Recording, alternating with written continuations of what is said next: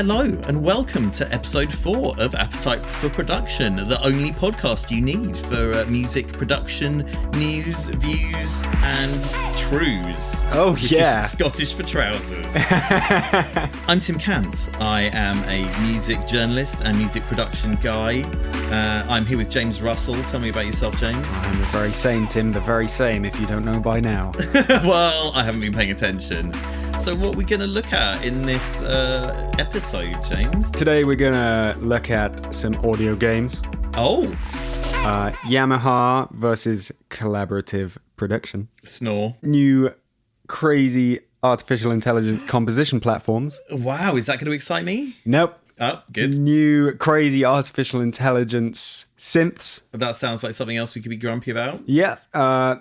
Crazy names for companies. Oh, I like that. That sounds fun. Browser-based audio. Oh my god! Say what? And we're going to take a little stroll through a town I like to call Behringer.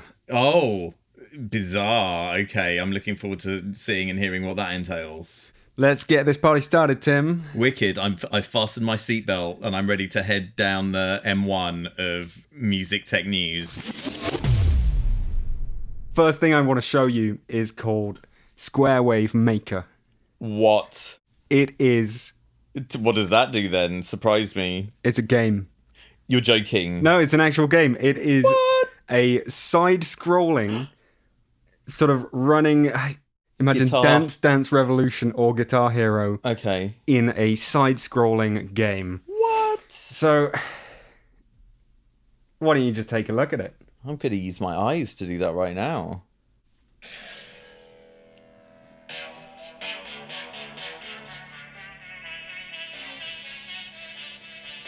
So you're jumping around, and when you land or you jump through a coin or something, it plays a note. The level is predetermined, and it seems you can have 2 people doing it. Okay. It looks a bit inexplicable, doesn't it? Yeah. I've seen a lot of like rhythm games and everything. And this looks like it's kind of like got a cool fresh take on it, but it doesn't I'd like to see someone play it badly so I could know what happens when you mess up, because this is a little bit too perfect. It looks a bit scripted, it looks like a bit pre-recorded, the demo. Yeah. Well, but it's nice to see people taking a bit more of a sort of techie approach to it. But I want it to be like, okay, you're supposed to make these waveforms, and when you do it a bit wrong, you get something that doesn't sound like a square wave. Yeah. Or whatever. But maybe that is what happens. To be honest, these games usually live or die by what they do when you fuck up. Yeah. On Rock Band or something, if you mash the wrong note or do it at the wrong time, then you get a bit of a sort of but yeah. I remember it wasn't a satisfying mess up. I want to see how these guys handle that. Yeah, because with Parappa the Rapper, which is pretty much the granddaddy of a lot of these things or whatever, when you messed up, it was pretty cool or whatever. You had a silly dog, stuttering his words out, which is, he doesn't want to see that. So do you remember there was like was it called Audio Surf or something? I didn't play Audio Surf. I played Vib Ribbon. Oh, was that like the no frills version of Audio Surf? Yeah, it was like, you basically a bunny rabbit on a really budget looking vector line, and you could put your own CDs in and it would make levels depending on what the CD was. So it was kind of, basically based on the waveform. So if you put some modern music in there, you'd just be sausages gliding downhill all day. Yeah, fattened sausages. Well, the good news is this is scheduled for release in 2019. So I've got plenty of time. You've got 12 months of anticipation. Okay, cool. I mean, I haven't played a rhythm game for a long time. Oh, the last one I played was called like Aero. I don't know if you've seen that. No. It was like it was on PS4, and it was like what they done was pretty cool. Like you used one stick to like kind of like follow the melody or lead line around your crafted circle, and then you used the other stick to like shoot things res style. And it was technically quite well done. but personally I didn't really enjoy it or whatever. And they had a lot of cool tunes, or like licensed tunes on the soundtrack and everything. But yeah, I'm still waiting for that rhythm game that really pushes my buttons rhythmically. You know what I'm saying? Yeah, it's no Crazy Taxi, is it? Well, that was in no way a rhythm game, but I know a lot of It's people. just a great game. Yeah. People love the soundtrack on there. Let's make crazy money, right, James? Yeah. Hey. It's amazing.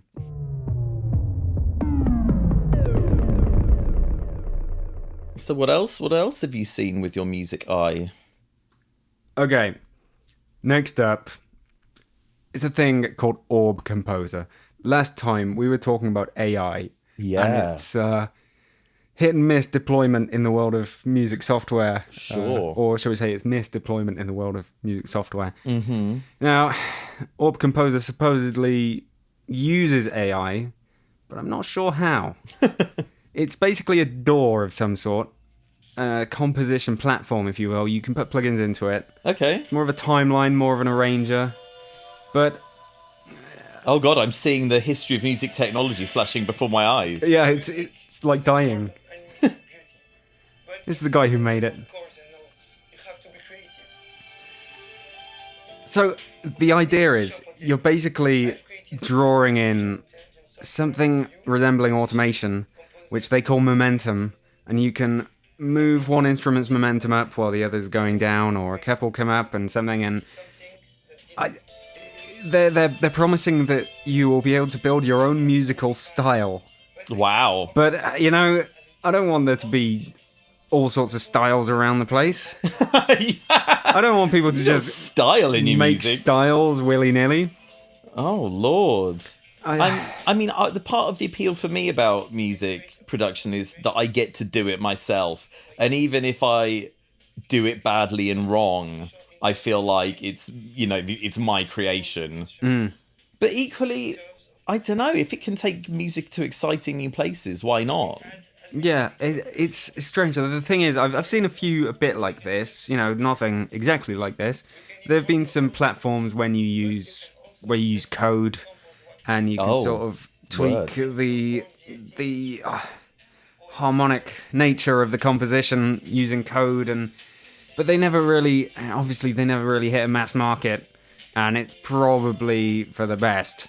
I don't know, like maybe this is going to be useful for people doing soundtrack stuff or library work or whatever, but I don't know, I like the human touch, man. Do you know what I mean? Even if you're making electronic music, it's, the weirdness and getting stuff wrong that is often the exciting part, Yeah, it certainly seemed like a strange prospect. I still don't understand how it works, Well, if they let people know how it works, then it's going to be a lot less interesting. I mean, do we have any info when it comes out? What it's going to cost? Yeah, it's going to be €350 or €650, artist or pro version. What do you get in the pro version? Loads more stuff, I guess.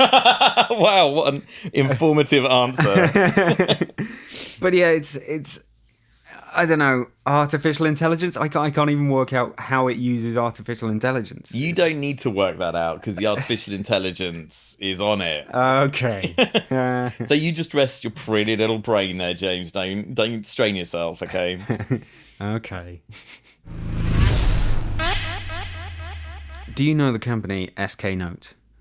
Yes. Plugin developer, right? Yeah, right. Also, found out a couple of years ago, they also do hardware, but don't tell many people about it. Oh, okay. They do like a lot of sort of desktop-y hardware boxes. What do these boxes do? I think there was compression and things that you would otherwise know about. But right now, they've suddenly launched this sort of online mastering thing for quick mastering. It's not like Lander.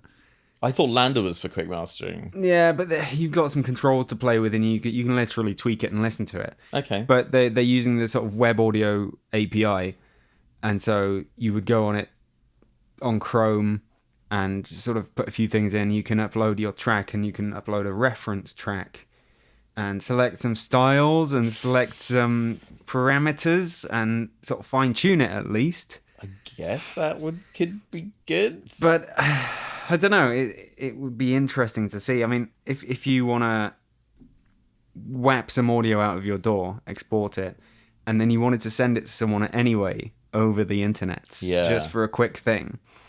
And rather than messing about in your DAW, you went on the internet and you went to this website and tweaked it a bit, and then you very quickly had a file which you could drag to another browser tab and give to somebody. But when is that really going to happen? I don't know, man. I mean, like, I guess there are a lot of people making music or audio generally that aren't, super au fait with mastering stuff, and they just want to make something loud. I mean, I guess it could work for that. But I think once you're kind of taking music production seriously, you'd want to be able to at least make your own half decent masters, because the thing is, it's just an extension of what you're doing when you're producing anyway, making stuff sound right, basically. I think they are at pains to say this isn't exactly, this isn't Ozone 8 in a web browser. This is just a quick thing, and I'm pretty sure it's free. I think you might. It's free. You might have to have an SK Note account. Okay. It's a quick thing. It's supposedly reliable. Well, fair enough and everything. And I guess if you can hear it in real time and stuff and everything, that's kind of cool. Yeah, and what was most interesting for me is that it works through your browser, so it's basically processing audio in your browser. Yeah, that's pretty smart. Yeah, it is pretty futuristic. Smart. Yeah, and I think that's the way things may start going. You now got MIDI in your browser. You've got some audio processing in your browser. You got upload and download, so it's not even actually uploading it and downloading it. You're just whapping the file into your browser, and then it'll spit out something else for you. Sure. It's all local. It just happens to be done not through a dedicated piece of software, but through a browser extension. Yeah, well, why not give it a shot, basically? I'm not so grumpy that I'll say it's totally worthless, but possibly not for nerds like us. There was a story about Yamaha. Have you ever heard of Ali Hooper?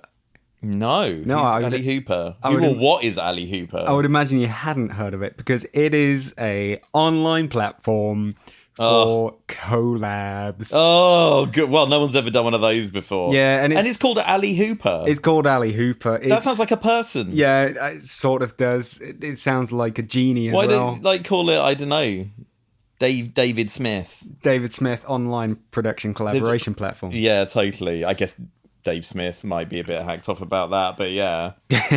Well, it's I originally first used it because it was launched with a Reason 7. Oh, okay. And it was a propeller head thing, and they recently cleaved it off into its own thing. And now Yamaha are doing it. Well, now Yamaha seem to have got on board with it with a couple of their iOS apps.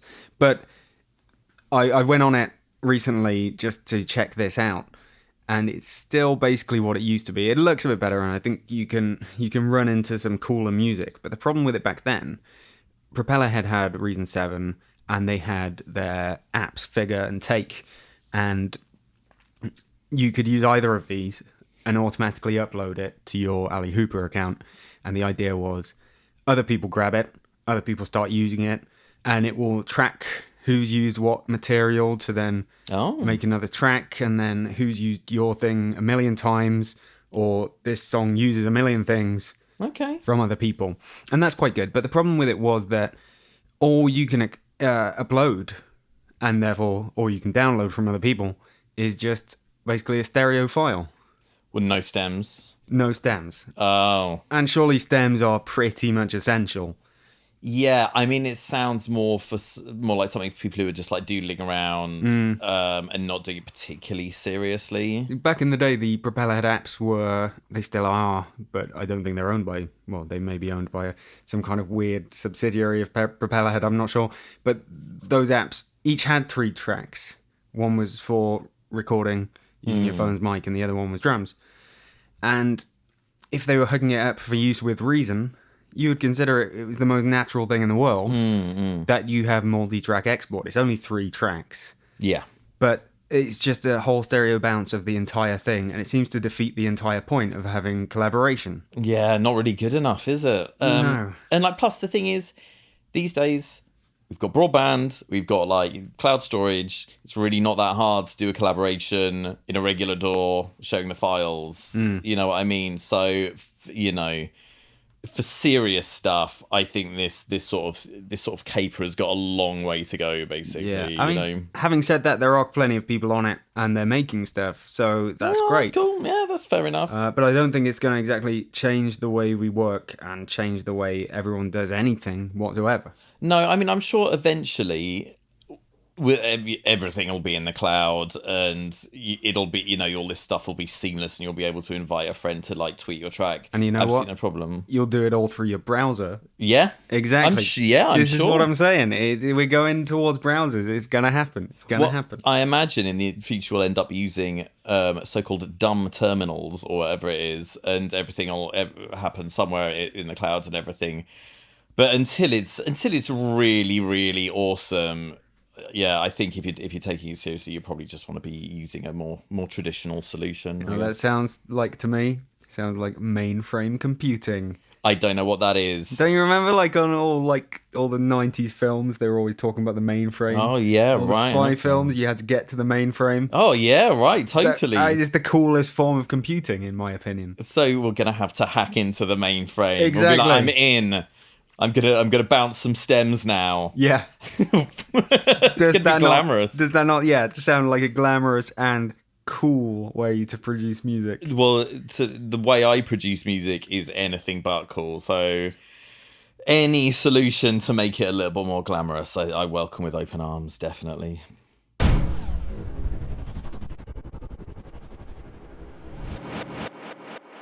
This is an interesting story for one reason. A audio editor exists. Yes. Made by a certain company.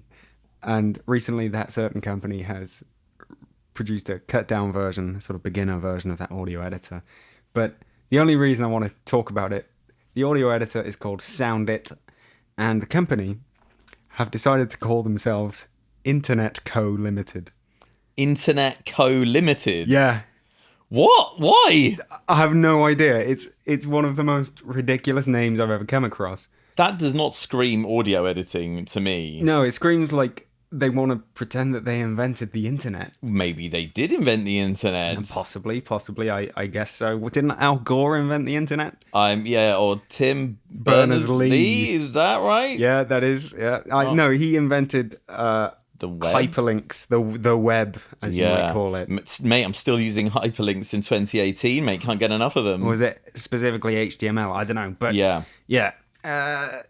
Well, neither of those things true because Internet Co. Limited created the internet. They sound like they're going to be like someone you buy DNS names from or whatever. Do you know what I mean? That seems a silly. What's the product? SoundIt. SoundIt 8 Basic. We are looking at. Oh, God. People need to sort out the naming conventions of products because this is getting ridiculous, man. Yeah, I never saw SoundIt 7. I think it's called SoundIt 8 because it might be 8 tracks.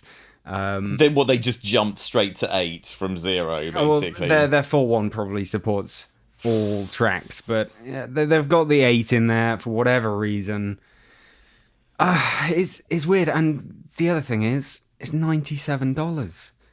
And, I mean, I haven't used it, but it doesn't Why don't you make some really rash judgments about it? No, my point being, this is the basic version. Oh, okay. And it's $97. You can grab yourself a copy of Wavelab for something like €45. Is that true? Yeah. Is it like some cut down version? Yeah. Presumably. I'm talking okay. Wavelab Elements, but this is also a cut down version. Yeah, it's also a beginner version. Well, I guess it depends on the feature set. Plus, I think for most people, Audacity is probably doing the bits. I mean, don't get me wrong, I really miss SoundForge from the Windows days and everything. It would be nice to have something that was like as quick to use as that and as fully featured. But I don't know, man. I miss me some Cool Edit Pro. I was never into that because I was always Sonic Foundry for life. Having said all that, I very recently did a guide to Audacity, a quick guide to Audacity, like a beginner's guide. And so getting back into that was quite nostalgic for me because, do you not use it anymore? No, do you? You still use it? I use it all the time. I generally, I didn't use it since I was a teenager trying to work out how audio worked. Oh, okay. I use it for cropping bounces and then converting them to MP3. Right. Pretty much. Because what else do you need to do these days that you're not really going to do in the DAW? Can you not get MP3 out of your DAW? No, I use Live. I don't think it'll do MP3. It'll upload directly to SoundCloud, which I believe we've already discussed as being a really awful idea. But you need to put the fades on the ends. I use a lot of delay tails in my music, James. Yeah, so, you don't want to delay every. Could you just automate the fader down? The master. No. You ain't got time for that. I do not have time for that, man. My arrangements change about all the time and everything. I need to just have that, All right. Thing is, no, because MP3 came out of patent last year, I think. Came out of what? Patent. Patent. It was patented. Okay. And I think it was last year that it came out of patent. And so Ableton should have it because it's now a free thing. Okay. It's I like to have that layer of you see, because a lot of the time I'll bounce something from my DAW, I'll be listening back in Audacity and I think, oh my god, this is the worst piece of music that's ever been made. I need to go back to this and tweak it very slightly. You also get to see your sausage waveform in Audacity. I love seeing my sausage waveform. I like my waveforms big, fat and round, and I don't care who knows it, basically. Give me that volume, man. Give me that volume. That's all I want. I guess you could also get that volume from Sound at 8 Basic. Yeah, maybe. For $97. I just feel like there's got to be a real good reason to want to actually pay money for an audio editor these days. And do you know what? I'd like it if there was something that I felt gave me the sort of speed that SoundForge did back in the day. But I don't know. Plus, I don't think these things are marketed terribly well. Show me and let me hear why it's so awesome, but whatevs. So James, say people have enjoyed the Appetite for Production podcast. Where can they go for more information about it? Well, they could head to Facebook and search Appetite for Production podcast. That's a number 4. Okay, sick. Or they could go to Twitter, where we are at A4P podcast. Again, number 4. Okay. They could go to Reddit, couldn't they, Tim? Yeah, they sure could, mate. Appetite for Production. And they could head to a4ppodcast.com. And you better believe that's also a number 4. Wicked. Oh, it's the consistency is making me very satisfied. Oh, yeah. Nice. Holy shitballs. What is it, James? Did you see? Did I see what? Is this going to be what I think it is? No, it isn't. No. Official Moog Mini Moog for iOS. Oh, mate, I'm not interested in apps, man. It's just so much. Just bring us out some freaking plugins. I tried Animoog, which people raved about. It was rubbish. It was not good. Okay. I liked Polysix. That was really good. Right. And somehow I think it's... I don't know why. For some reason, to me, maybe this is total placebo effect. It sounded better than the VST version. I don't know what's going on there. I mean, this plugin looks nice from the pictures, I guess. Well, the point being, it is official. It's official, son. As in, it's yeah, but they've already made a bunch of plugins, so it's like, nah. Well, let's stop talking about it then. No, tell me about it. Tell me about it. No, it's just it was nice that they've. You seem very excited about this for some reason. Made a Mini Moog app, and it's theirs. It's no one else's. Sure. And there are many out there, but this one is theirs. Do you know what? I guess, especially if you're performing live, I guess you're sending MIDI to your iPad, and then you can tweak multiple knobs in real time in the interface. I guess that's cool. I'm sure it sounds fine or whatever, but I don't know. I feel like it's a missed opportunity when people make stuff for iOS and don't make it for PC, Mac, VST. That's all. That gets my hackles up, and they're up right now. Can you tell me anything interesting about it? Not particularly. It was just that it was made by. How much does it cost? Well, how much doesn't it cost? It's $4.99. Is that all? Yeah. Oh well, that's pretty cool. Well, yeah. There you go. Apps are always generally more cheaper than plugins. Will it work on my phone? Yes. Oh, cool. I said that, but I don't assume know. so. You don't know. It says for iOS. It doesn't say for iPad. Okay, well that's cool, man. I mean, I like to make some Moogie sounds, but the thing is, it's just like I take a long time to make music, and if I'm going to be dicking around with something, I need to be dicking around with it on my computer so I can get some results. It's fair enough. It's fair enough. I've not really used iOS to make music either, and it's not that I'm against it. I just don't see it as a It's not thing. that practical, man. It's just like I love the idea of it, but if you are time poor, it's not really the way to go, I don't think. I also hate touch screens. Yeah. Like, I hate them with a passion. I hate them. I don't know. I really hate them. Well, why do you hate them so much? Because this is clearly something you're very passionate They're about. inaccurate. Like, you tried typing on a touch screen. It's not right. I mean... I prefer T9 text messaging. Really? Yeah. You are old school, James. Well, if that's what it takes. I haven't used that for about a decade, mate. But, fair play. Have you played... What is really important on touchscreen right now is PUBG Mobile. Have you played it? No, I have not. Oh my god, it's so good. It's making video games fun again. Is it the landing one? The landing one. No, is it the survival guns You one? jump out of a plane, you murder 99 other people. It's so good. Is it more realistically, you jump out of a plane, you get shot, and you have to start again? Well, no, it's full of bots, so you actually get to kill a decent number of people, which is pretty good, which Sweet. I like, because I tried playing Fortnite one time. The first person I saw shot me in the head, and I was like, forget this, mate. This isn't feeding my ego in the way I want it to, but PUBG is wicked. Is it, did you go up to the guy and try and give him like a power crystal and offer him some cake, and then he just shot you in the face? No, I'm not sure that's how Fortnite works. Right. But yeah, I'm not very au fait with it. But yeah, it's not friendly. I'll tell you that much, mate. It wasn't the thing about this that you can all talk to each other at the same time. I guess you can. Everyone who's in it. I like to do it though, so you've just got the team chat on, and if you're playing with some buddies, it's pretty funny. So I've given up making music now, and all I do is play very low level PUBG on my phone in bed. PUBG Pro. Yeah. That's a moog. Okay, I'll bear that in mind. I would like them to bring out a plug-in version. Actually, can I bring something up? Yeah. I recently discovered that Korg have brought out a plug-in version of the ARP Odyssey. Have you seen that? Yes. It's wicked. It's really good. I can't remember. I can't comment. Tell me about it. Well, basically, so a couple of years ago, they brought out a hardware reproduction of it, and I had to go in Elevator Sound in Stokes Croft, not a million miles away from here, and I was like, oh, son, this is wicked. And so for a while, I was like, oh, if I had loads of money, I'd buy one of these. But I don't need to, because now they brought out a software version. Obviously, it doesn't sound quite the same. But the sweet thing for me was, because I already had bought the Korg Legacy Collection, I got it for $50, man. And like, this is the first synth I've bought in a little while, and I'm loving it. It's really good. Awesome. Yeah, I was very aware of the actual hardware. Yeah, the software's sick. Maybe the software passed me by now that I think about it, but...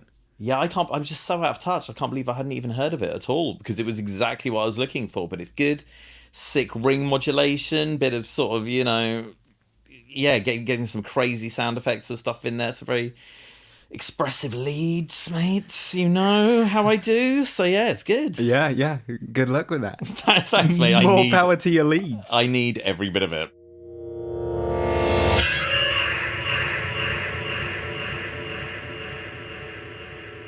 Do you have any news you want to bring up? Yeah, I thought we were going to talk about a really important thing that we always talk about. Go ahead.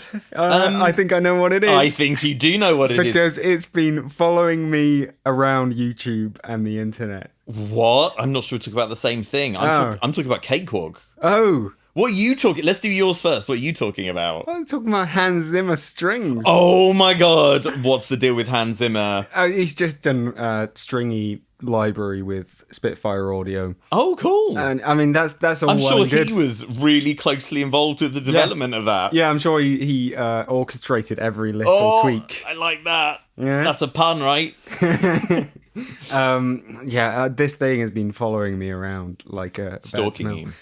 In front of every YouTube video, on Oh, every website. words. I see a little Hans Zimmer strings thing. I'm being well targeted by these guys. Well, so is it the sort of thing you get on? They've got a subscription package. No, is that East West? That's East West, yeah. So what? So is this something that you buy?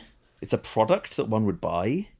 Well, yeah, it's a one-off product. It is a hefty £550, $600. Okay. And that's just the introductory price. Oh my god. So yeah, it's a romper. Yeah, it's Spitfire have stopped doing contact libraries as such, and it's a proper plugin, Oh, words, right. which is something. Can you guess how many gigabytes it is?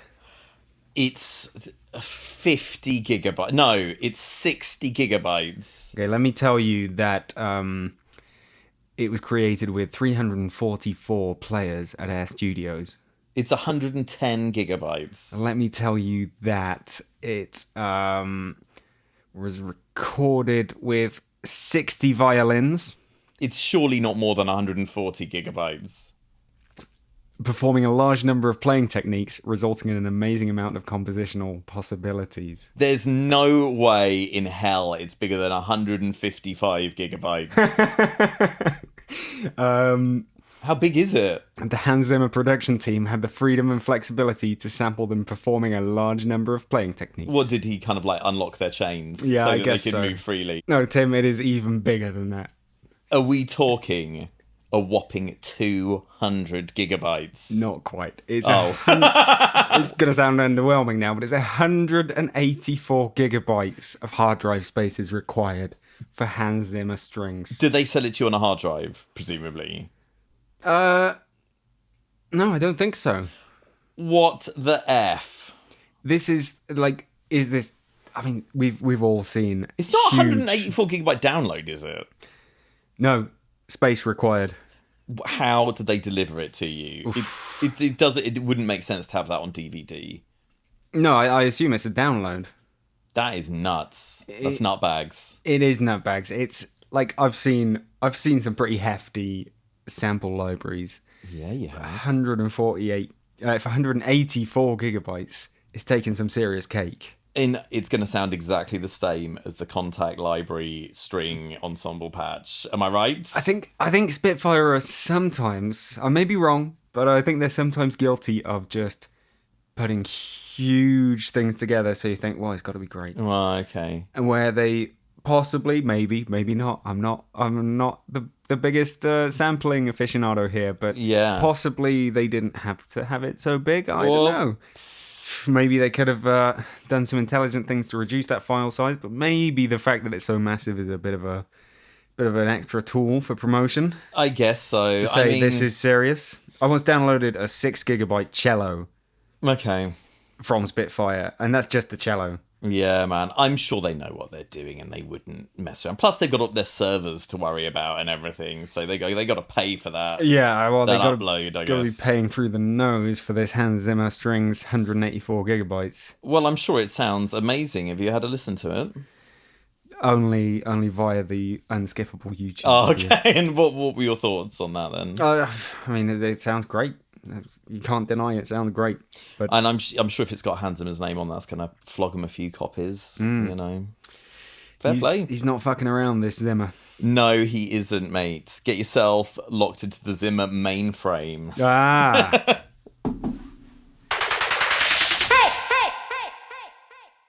I don't think I know what you're talking about with Cakewalk. What? Why have you not been keeping up with the latest Cakewalk news? Tell me. Cakewalk. Okay, Sonar is back. Yeah? It's not called Sonar anymore. It's called Cakewalk now, just to make things ultra confusing. Right. And it's free.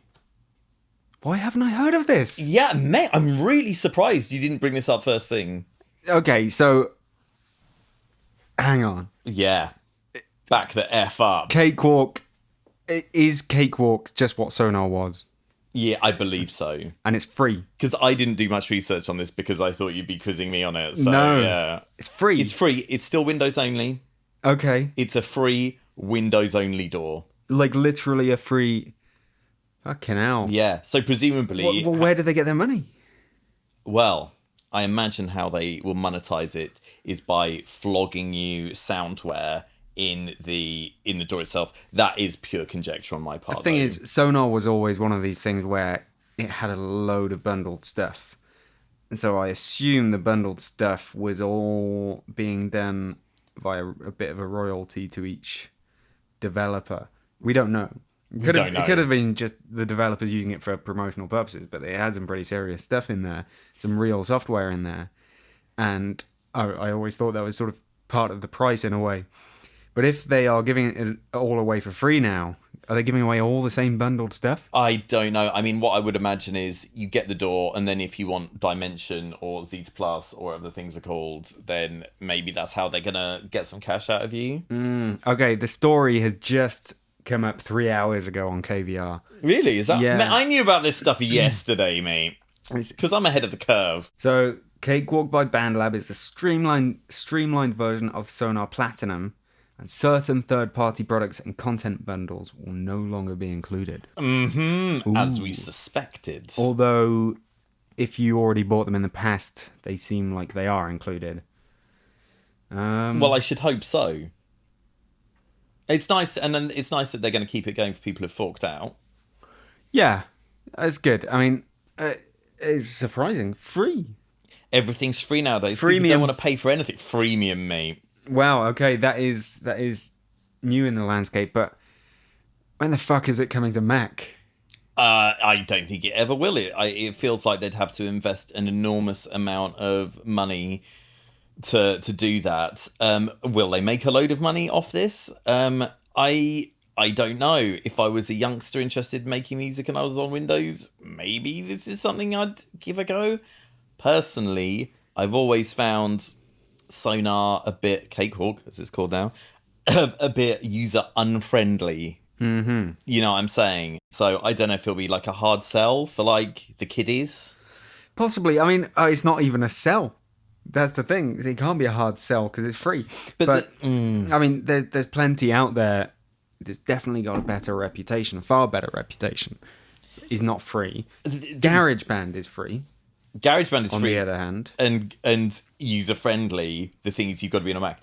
I guess the competition, seeing as they're on Windows, will be people cracking software. And that is a very difficult you know, that's a difficult thing to overcome. I mean, I guess you've got to make your stuff real friendly and not hamstring it too much. Which, I mean, it doesn't sound like they've done it, but I guess we need to see it in action to really have a better idea. And I don't run Windows anymore, mate, because it's old-fashioned. Well, yeah. But do you think this freemium... Do you not think there's a limit to how many things can be freemium? Or is it just the way we do things now? I would like, you know, making music is a big deal for me. I'd rather invest some money in it and do it, quote unquote, properly and do it the way I want to do it. I mean, the other point is, I think DAWs have been stagnating for a while. Like, they could be so much more and they could do so much better. And I think we've learned to live with less from all of them so far. I think they could be working far, far, far harder to make them better. And this is my personal opinion, but they're not good enough. And so it sort of feels right that a very good DAW by today's standards is very cheap. Because I think they could be so much more. They could do so much more. I don't know, man. I'm pretty happy with how Ableton Live's been coming along. I feel like they haven't fallen into the trap of adding too much stuff to it, and the stuff that they do add is really useful. And I wouldn't have imagined, you know, even a few years ago, that, you know, Audi to MIDI would be sort of like a standard DAW feature and stuff and everything. It'd be nice if everything had some kind of pitch, you know, decent pitch correction as standard, that sort of stuff. But, you know, I mean, I don't want things to move fast. I'm really happy with where things are at the moment. I don't want to have to learn too much new stuff and, you know, to tax my brain too hard. That would be a nightmare. I just think they're all playing catch up with each other. Like, someone makes one feature and maybe another person makes one other feature, and then it takes months or years before everyone has those two features, and then it happens again. I want to see it pushed forward. Yeah, fair enough. On the other hand, like, you know, some people are still using trackers, mate. You know, it's like... Now, they are definitely free. No, Renoise is not free. Yeah, Renoise is not free, but, you know, OpenMPT, come on. What's OpenMPT? Oh, it's one of the many free trackers Free ones, you can get on Windows. Yeah. I don't know, man. Like... I think it's pretty fair to say that Ableton are the market leaders at the moment, and I think their strategy of adding useful stuff, trying not to mess the old stuff up too much, I think that's working. I'd rather have steady, sustained program, you know, slow and steady, rather than trying to go too crazy. And also, I don't want to put all my projects in a free door or something that I've got to rent, Adobe style. I like to own it and know that I can come back to this stuff whenever. But and you know, did you feel like that when you were just starting out? I guess you wouldn't, like when I was starting out, it was the early 90s, you wouldn't even consider something like that. I'm pretty sure I would have wanted to be able to come back to it, you know? Yeah, true. And, you know, there are a lot of options for people who are starting out. There really are. I mean, it's an overwhelming array of options, I think, probably. I think, you know,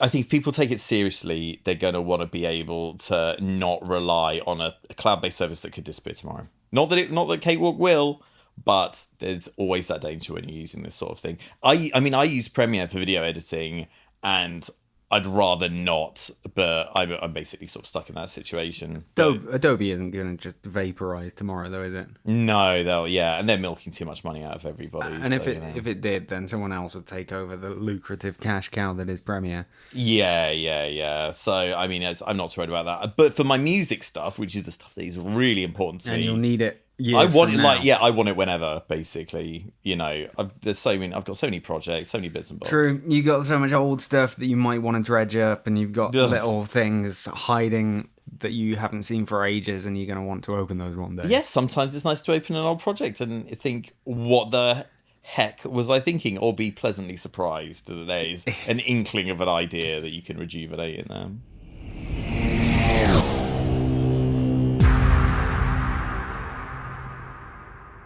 Okay, James, have you seen that the legendary freeware developer Togu Audio Line is back with a vengeance? I haven't seen that. No, what have they done? Aha! Once again, I have trumped your supposedly superior news knowledge. They have created a thing called, I think it's called TAL-Modular. Okay. And it looks like Ace by Uhi. Ah. So do you want to have a look at that and tell me your thoughts, or your thought? I assume it's TAL-Modular.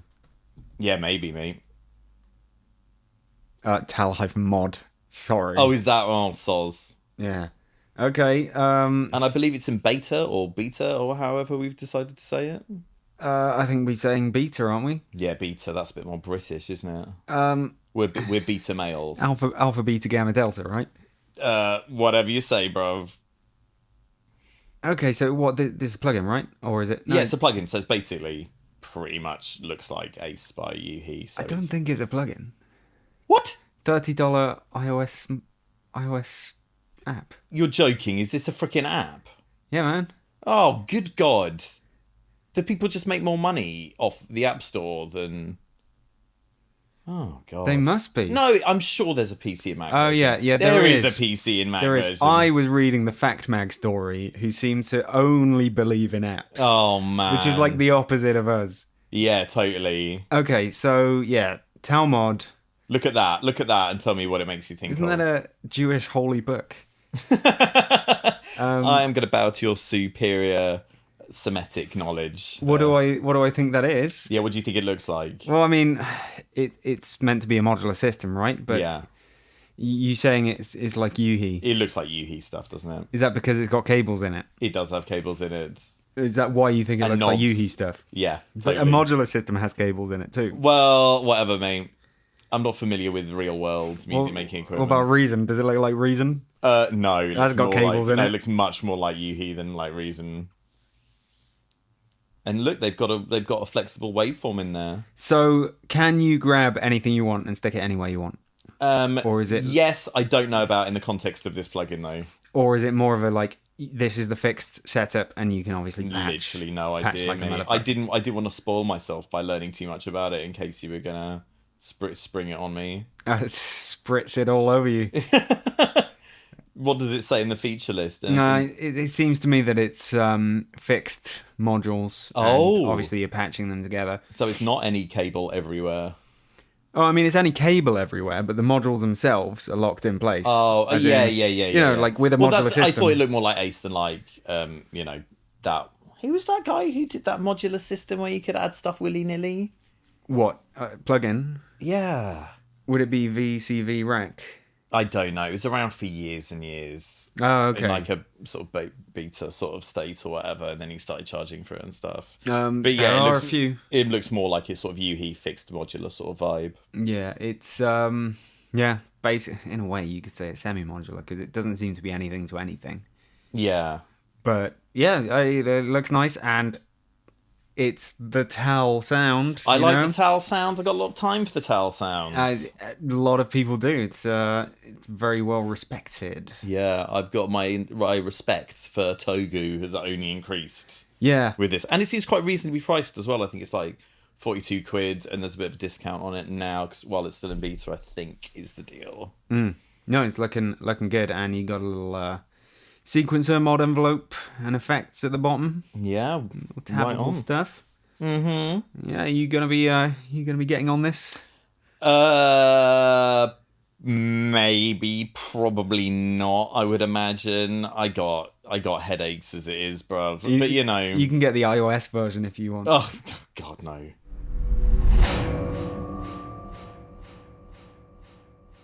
Google have created what they call an AI synth. Oh, okay. Yeah, I think I saw something about this. Yeah, I mean, supposedly uses neural networks. Sure it does. To do what exactly? It's hard to say.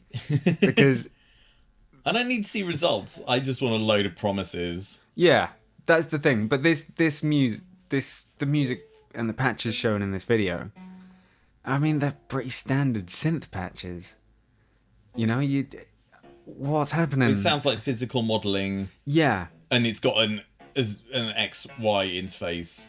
Yeah. Sorry if I don't explode with anticipation. It's an open source thing, and there are plans and code for it. You can even get schematics to build the actual thing. You're going to have to find some kind of touchscreen interface somewhere. Oh, good God. But I don't see which part of it is actually doing any intelligent thing, because it seems like you're just selecting a preset and then you got an XY pad. You know, what's it extrapolating from that? Mate, like, I don't know, man. This is the exact opposite of everything that I'm interested in, basically. You know, it's like, okay, so you can change the LFO phase and you can set up an ADSR envelope. How is that an artificial intelligence synth? Mate. Maybe if you set up a patch and then you sort of recalibrated it so that patch was in the middle, and then you could take it off in any number of ways you wanted and then recalibrate it and then do it again. What kind of like the easy stuff in something like NI-FM8, for example? Something like that. Or, for example, you know, you have Synplant, which you can evolve a sound, and that would be good. It wouldn't even need to be intelligent, but this just seems like a synth. The thing is, the whole thing with like music production is I like to know what is going on so that I can control it properly, and I can learn and everything, and I can use those sort of skills with other instruments and stuff like that. Yeah. For me, just doodling around on half an hour on some bespoke bit of kit to make a sound that I may or may not use, for me that is not a good use of time. I really don't see how they can justify this as artificial intelligence, how they can justify this as a project. I don't think this is even necessarily aimed at us. I think this might just be aimed at the public. Yeah, I think it's aimed at normies, mate, to be fair. So yeah. you can change the attack on your sound. Yeah. Wow. I mean, and then you can change like the release of the sound as well. Fucking hell. Well, it has distracted us momentarily from all of these IT giants just stealing all of our information True, and selling true. it and leaking it constantly. They'll So, probably they'll bring out your next track before you do. Oh my god! Do you know what? That would actually be a real time saver. If they could do that and everything, and I could just like sign off on it. Yeah, that would be all right, man. Yeah, but it uses your intelligence, which it's got through its neural network of how you make music. If I could have like a clone brain of myself to just like learn about music tech stuff and make the music, and I could just like chill in the bath and play PUBG, that would work for me. It can even do the podcast for you. Oh my god, that'd be brilliant. Yeah. I'm out of here. Need some kind of voice synth though, but I think they've got that covered with their ADSR envelope. Yes, it would. James. Did you see that Behringer have announced their new factory? No. So it's an actual factory, is it? It's an actual factory, and it's massive. It's basically a town.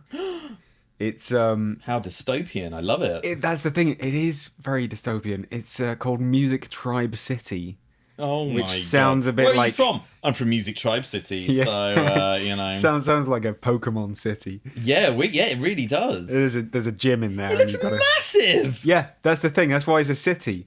It's got basketball courts. How much money is Behringer making? Yeah, exactly. But no one plays that much pool, by the way. You don't need 4 simultaneous pool games going on. This is a bit dystopian, you know? Oh, God. They've got shuttle buses, and they've got... Like, they call their residents tribers. Oh, no, man. This is going in a bit of a dark direction, basically. It's like an old industrial mill in the north of England or something, where you're a philanthropist because you have given your workers a place to live on site. Yeah, right. Aren't you very good for rehousing those people right next to the factory and then charging them rent, which you pay back to them in wages, which they give back to you in rent? Yeah. It seems like the human centipede in economic form, and it makes me deeply uncomfortable. Yeah, it's a bit sinister, mate. I'm sure they'll be making some lovely instruments and everything. Well, yeah, I mean, we've got to get our freaking cheap Moog copies somehow. What worries me is that this is the death of freedom and joy. It certainly looks like it, judging by their deli. Oh my god. Oh, look how happy they are, though. Oh, yeah, it's okay because they're all real happy. I mean, is this in China? Yeah, and... Oh, well, we don't have to worry about it as Westerners. It's not really our problem, right? This is some kind of Naomi Klein-style disaster. I'm sure whatever happens in China won't eventually end up happening over here. It's... I don't know if this is actually owned by Behringer or if they've got some venture out there which is technically going to own the factory and employ all the people, and Behringer have just got a contract with this company who then can do whatever they want to these poor people, like crush them with pool tables and stuff like that. Oh god, and run them over with shuttle buses with Music Tribe written on the side. I just don't know. It makes me deeply uncomfortable. Sure. But, I mean, like you say, we do need our Podyssey clones. I know, man. Well, the thing is, I don't mind getting those in software form, basically. So, do we really need massive factories, creating all this junk? Can we just have one AI hardware controller which shifts all its parameters around? Toads. I'm pretty, as long as I got my laptop, which obviously has to be made in a factory in China. Yeah. I'm happy with just the software, thanks. So, Yeah, just buy a new pair of jeans occasionally. Well, not really. I don't buy new clothes. Okay. I've been wearing the same clothes now for like literally the last 5 years. And they only get more comfortable. But yeah, this is, I don't know, man. I feel like this is just another indication that we need a global socialist revolution ASAP. But I don't see it happening, like to be the honest. kind in Mao's China.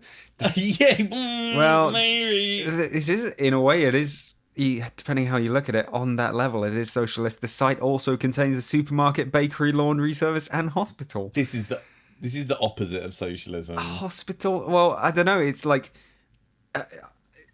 on this level, like to those people, if they were self-governing, that would be an amazing collective. Like the thing, but they're not self-governing. Yeah, this is the thing. And it's like, do you want to choose the nation you live in, like, based on who you work for? Can you imagine what reality would be like for us if that was the case? If this factory is made by Behringer, Oh, really? Do you think it's going to fall apart after a couple of years? It's going to be very reasonably priced, I would imagine. Yeah. I don't really use any Behringer kit, but they certainly flog a lot of it. I'm assuming if they're building a city. Yeah, I had an audio interface that they made, and it was no frills. But Yeah. it doesn't work. I want to go and live in M Audio Town. Is M Audio still a thing? Yes. What's the cheap Mackie stuff? Tapco. I had a really bad Tapco audio interface. That's terrible. What town would a different company be? Okay, Mark of the Unicorn is kind of like Manhattan or whatever. Yeah, it's, on it. It's a nice place. It's pretty expensive and everything. That's for the uninitiated. That's Motu. Yeah, right. I just like thinking about unicorns. What else? M Audio is kind of like the barrio in like. I don't know. Do you think it's like Caracas or something? Something like that. Yeah. Bits of buildings are just falling off everywhere. Yeah, sure. Who else is there? Who makes good stuff like Hammerfall, RME? Oh, RME. That'd be Scandinavia. Yeah, RME would be like a sleek, high tax sort of town. Yeah, nice, good education. Yeah, maybe Oslo or something. Maybe just right up to Stockholm. Malmö. Yeah, right, sure. So Focusrite is like Focusrite, Milton Keynes or something, I guess. I wouldn't go for Milton Keynes. I'd go for Oxford. Oh, okay. It's got pedigree. Yeah, it's got skill. Although they are literally based in High Wycombe, so that's fair enough. Okay, yeah, fair enough. Subpack, an underground city. Yeah, like the mole people. Maybe Bioshock's Rapture, the underwater city, is kind of they're breaking all the rules. Yeah. Universal Audio. Ooh, that's pretty high. It's like Tokyo. I think no. I reckon it's like an antiquated Greek city. Oh god. But like it's a World Heritage city because it's an emulation of the past. You've got all that great old stuff there. Yeah. Okay. Sounds way better than all the great new stuff. Okay, great. Sounds more like the original than the original. Genelec. Oh, Genelec could be something really nice. But fun for all ages and all wallet sizes. Okay. I mean, they're stylish. Maybe some kind of Italian city or something. What would you reckon? Yeah, I'd go for that. Yeah. Generally, it's anyone can live there. Yeah. It's good. It's not necessarily super cheap, but you're going to have a good time.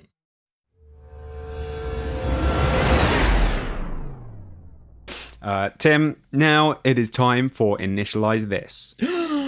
What are we going to be initializing, James? Well, for you today, I have this. This is a iOS app. It is on my phone. It is by Applied Acoustic Systems, and it is called Object. I don't want anything to do with this, James. I think you should do it this time because my fingers are too tired to do any finger drumming. How about that? Let me go for it.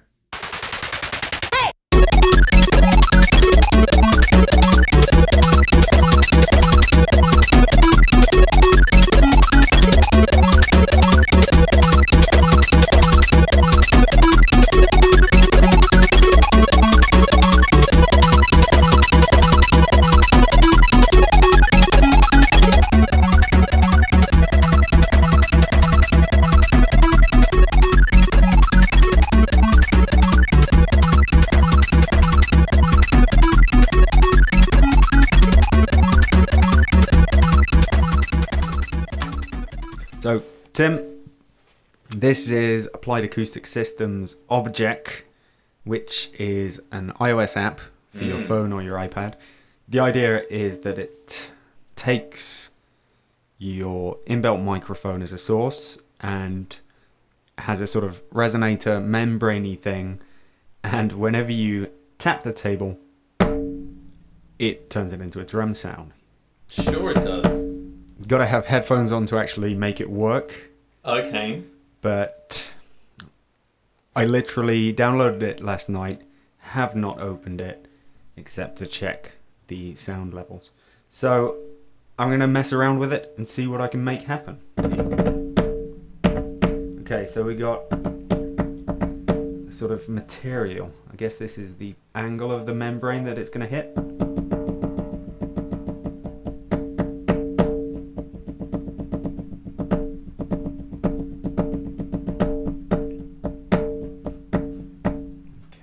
position. What's that? Oh.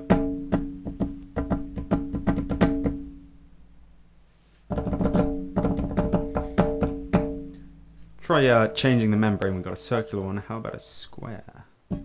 Ooh.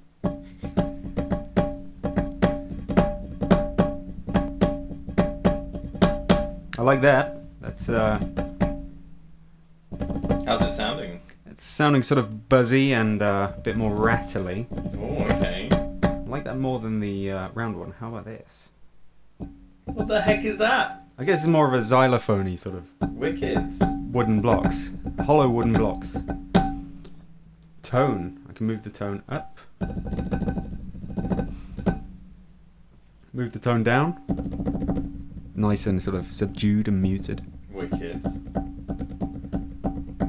And the pitch. I can mess with that. Pitch it down. Looney Tunes a bit. You like that?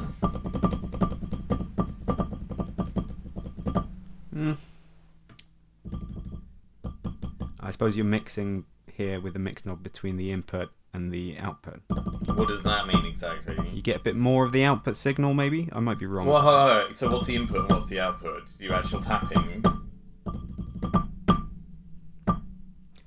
The input is my tapping. The output is... So you get your tapping actually in the output signal if you Yes. Okay. But I don't know how much of that is actually being recorded. Okay. I'm going to put the mix way up. Okay. I'm going to put it back to the square.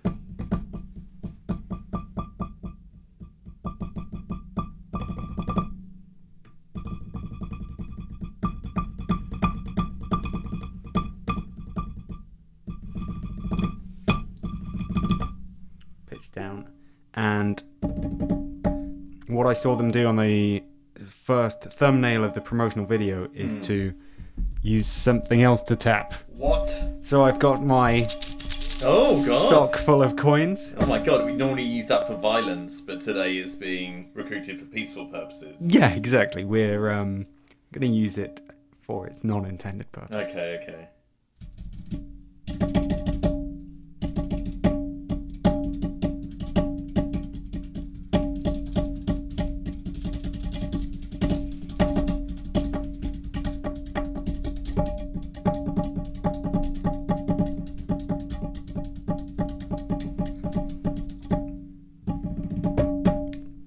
I don't hear much of a variation when I do a different kind of tap.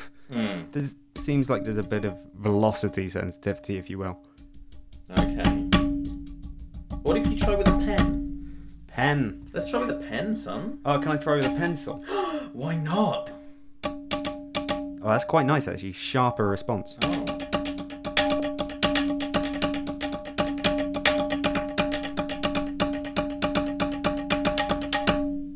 Let's go to another patch. Keep things interesting.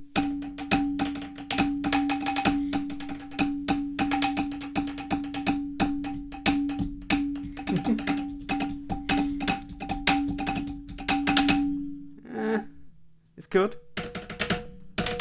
You seem to be having a lot of fun. Do you reckon it's practical in any way? I think the problem is that it's basically whatever sound you set is the sound you get, whatever you hit. So it doesn't seem to be that responsive. Okay. So if I set the pitch up like this and I just go tap, tap, tap, I can hit harder and get a harder tap out of it, but I can't like hit something different. It's always going to be that same tap sound. I'd like two of these. Oh, right. I see. That's going to be expensive. Yeah, I guess you'd need two iPhones to do that, but it shouldn't be that bad to do it in the app, like for different... If they can differentiate velocity... I mean, how much did this app cost? $3.99. £3.99? Yeah. No, I guess, you know. I mean, you can get what was the app we looked at before? The Moog. The Moog. You can get that for $4.99. Well, it's apples and oranges, though, I guess, isn't it? But I guess it's a good time to be a mobile music maker. So, I wouldn't call it something for beats, you know? But if you're performing live, I And guess it's an interesting little... if you're performing live and you want one drum sound. Yeah. But who wants one drum sound, you know?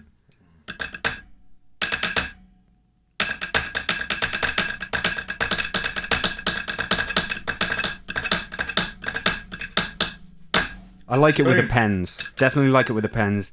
More than with the fingers. I was worried you were going to hurt that pencil, though, man. 'Cause what about the lead inside it and everything? It's It'll just be like, fine. It's okay. a Steinberg pencil, by the way. Oh, wow. Here's with the fingers. Tone down. Membrane in the middle. Tone down a bit. That's fingers. Here is pencil. It's far more defined there. Here is sock with coins in. I think this whole thing, it relies on the quality of your input and how good the sound is getting through to it. And in this case, you can only have one sound. That's the problem. Mm-hmm. Do you want to give a quick try to it? No, I don't. Don't touch it. In fact, if you were using it in court, I'd say, Honor, I object. Oh, God. See, it makes it even worse that your voice is coming out through a little membrane resonator. Oh, God, really? Oh, man. Can I make some noise into it with my mouth? Yeah. Boop, boop. Hello? It just sounds like you're speaking through a bottle. Yeah, wicked. That's the app I want. Yeah, it's interesting, but I'm not sure how much use it is unless you're recording drum by drum. And even then, unless there's something I'm missing here, there's not that much customization. You got tone, position, and pitch. And you can choose whereabouts on the drum it's hitting, which does appeal to me, but you have to go back to the phone to tweak that whenever you want to tweak that. I guess if you're somebody who likes a bit of tinkering and everything, you want to record your stuff live. You're not like super okay with synthesis. I get it. For £4 or whatever, it's some drum sounds you can play with a table, which I guess will appeal. It'll appeal to someone, right? Yeah, and for $3.99 it's cool. I'd expect a bit more development. I'd expect the velocity to change a few other things as well. For example, if velocity is the only thing you can do to do any expression with it. Yeah, sure. But it's pretty fun. It's innovative. Yeah, I like how they've basically taken the capabilities of the phone, i.e. the built-in microphone, and done something useful with them, Not often we see that other than people making little recorders and stuff. I wonder what it would be like if you could beatbox into it. That's stupid. I'm not going to do that.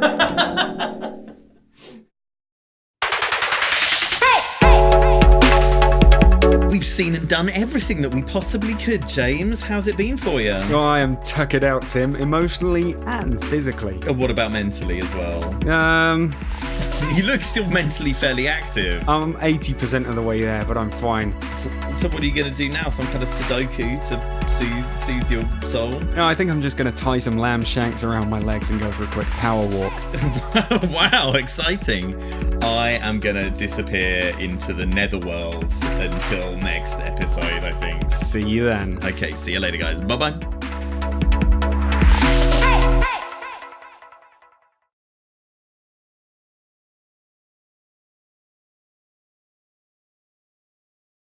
Look at those healthy-looking waveforms. Those are some healthy-looking waveforms. They're not sausages. They're beautiful Toblerone mountain ranges. Look at that. Oh.